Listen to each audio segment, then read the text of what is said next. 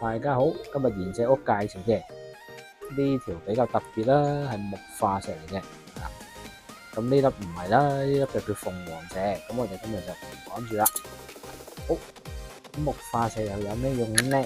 咁佢可以增強我哋嘅生命力啦，可以減少呢個疲勞感嘅，同埋可以幫我哋靜心少少，穩定下個情緒啊咁樣嘅，係啦。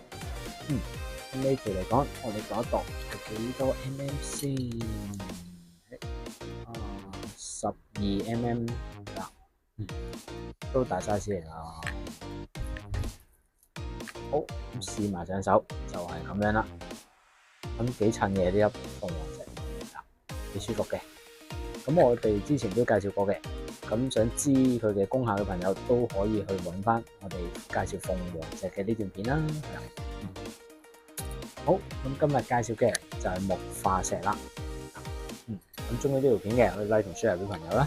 咁如果想跟貼啲嘅可以 subscribe 埋我哋嘅 YouTube channel 嘅，多謝大家，拜拜。